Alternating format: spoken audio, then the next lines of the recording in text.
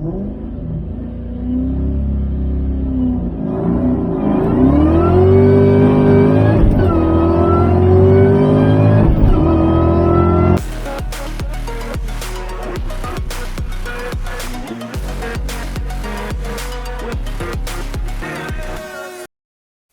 guys, welcome back to the channel and thank you for tuning in into another video today.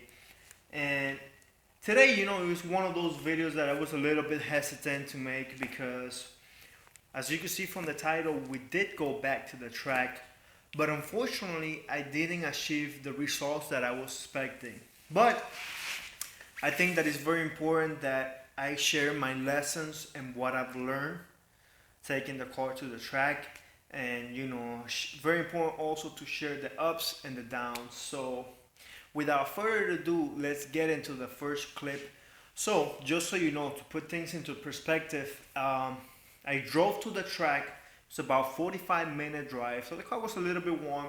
Got there, let it sit for around 20 minutes. And the first pass is always about shaking down your nerves and making that first pass and just filling out the car. The first pass, no ice whatsoever on the car. I used Rover. The car has been cooling down for about 20 minutes. I mean, the car is on right now, so we'll see what happens. First shakedown pass, remove the nerves.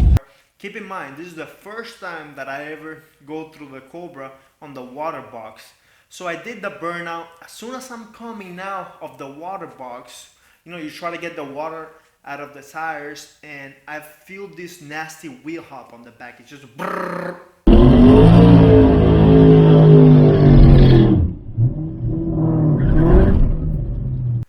And pretty violent on the back. I actually thought that something was gonna break. Thankfully, nothing broke on the IRS of the Cobra, so that was really good news. So when I launched the car, I wasn't as aggressive as I wanted to be. So let's check out the first clip, and I'll see you back.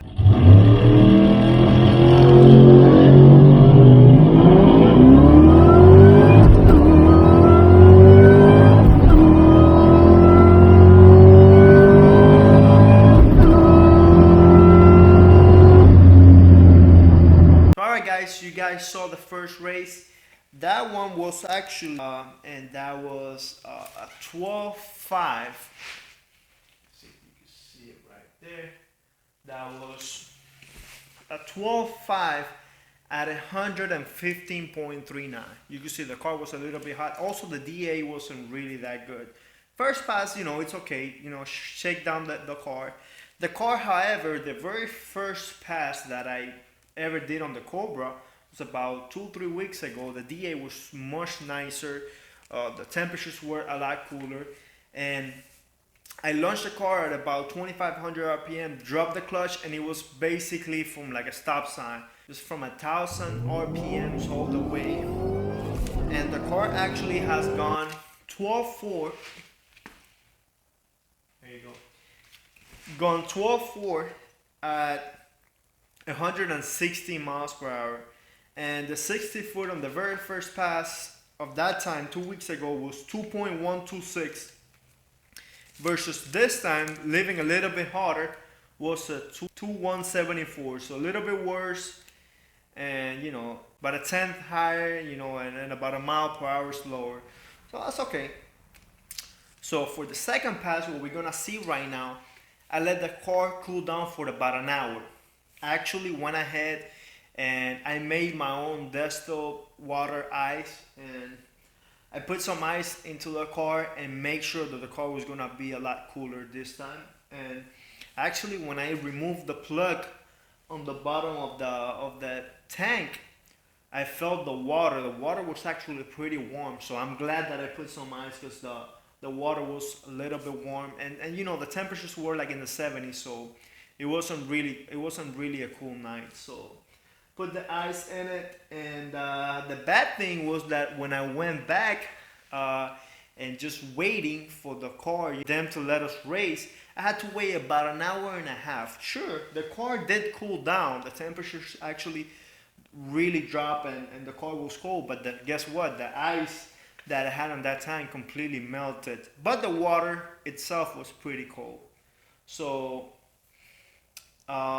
let's watch this race. When we come back, we'll talk about the second pass.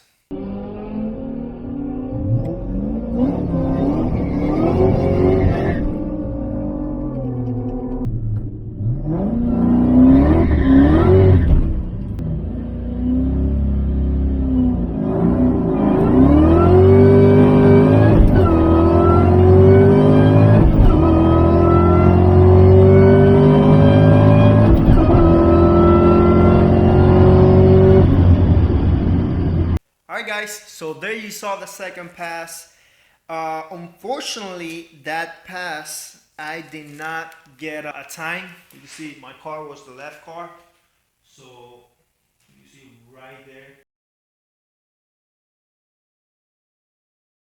there's no time or mile per hour, which is pretty interesting. But the car that you saw me running on the right lane was a turbo MR2. I don't know what months. Pretty quick car. That car went 12.3 at 117 miles per hour.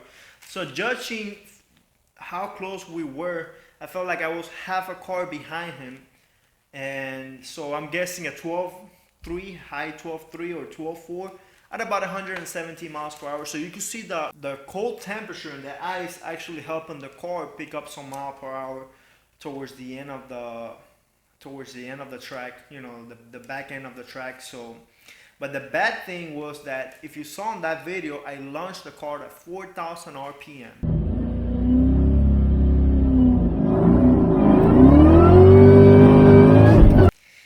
And by far, this has been the worst 60 foot that I've got. Now, keep in mind, because of the first pass, I got so much wheel hop, I decided to clean out the needles this time. I did lower the pressure down to about 20 to 23 psi on both tires.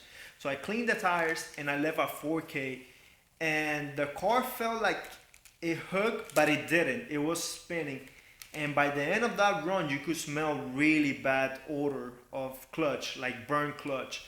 So my guess of what happened was that I left so hard and the car was making down some pretty nice power. So the clutch, the factory clutch, 41,000 miles, just didn't like that. And that's why you can see here, check out the 60 foot, 2.19, almost a 2.2. Terrible 60 foot. Now, if I cannot get this car to 60 foot, I will never get my 11-second pass. How do I know that this car is capable of running an 11-second pass? Well, the mile per hour, 116, 117, is on that range. It's definitely a high 11-second quarter-mile pass. Mustang Lifestyle, with just a pretty similar Mustang what I have, I believe on a drag radio. Now, keep in mind, his car had a lot less mileage than mine. I believe his car was like 20,000 miles. He went 11.7. Yeah, 11.7 at 117. So 117, 116, probably 117 on that last pass. Judging, you know, from how close I was with the MR2. Keep in mind, the car ran on the 8.1 at 90, almost 92 miles per hour, 91.75. And the MR2 was 8.0 at 89.85. So towards half of the track, I was catching up to him. I know this is something weird that I wanted to talk to you guys about. You know, I want to keep things as transparent as possible. I'm noticing something, not on the street, but every time that I'm racing on the track, when I go from third gear to fourth gear, I'm feeling like for half a second, a split second, the car is cutting power and then it's giving me back power. And I could see it towards the end of third gear. I was coming up to the MR2, and then it pulled me. And then towards the end, I was like right there, but just couldn't make it. I believe that if we would have gone further, I would have definitely passed the MR2. Not to say anything negative about that car. That car is a pretty fast car. I mean, I don't know, but definitely I have to address the issue of the clutch or whatever it is. Keep in mind, I have not tuned this car, so this car, however, I do know that this car is safe. Took it to the dyno, put down 458 to the wheels, and the car is actually tuned safely, but I have not tuned this car, taken it to a tuner and tuned the car. So let me know, guys, what should I do moving forward to get this car to 60? Because here's the thing, this car needs to 60 foot in order to get a better pass. 2.1 one cut it. I need a 1.8 or better in order to get this car into the 11th. So let me know. However, I just want to make something clear. This car will never be a quarter mile car. You know, a quarter mile racer. You know, this car only has 41,000 miles, and it's by far at least the cleanest Terminator that I've ever seen in my life, me personally. It's a very nice example, and running the quarter of mile, you know, it's rough on cars. It really puts some stress on the car, and you know, there's been plenty of Terminators that, you know, run much better times, and there's plenty of Terminators out there doing work and representing the community. You know, I just want to have fun. I always wanted to take this car on the quarter of mile and see what it does. You know, pretty much a stock car. This car only has a pulley, stock intake, very conservative tune, an X pipe, and you know, it's so far it's running like low 12s and mid to low 12s at decent mile per hour. Not really the best, but you know, okay. So I do want to do some mods to this car. However, I do want to keep it. Do want to keep the factory blower. I think that's pretty cool.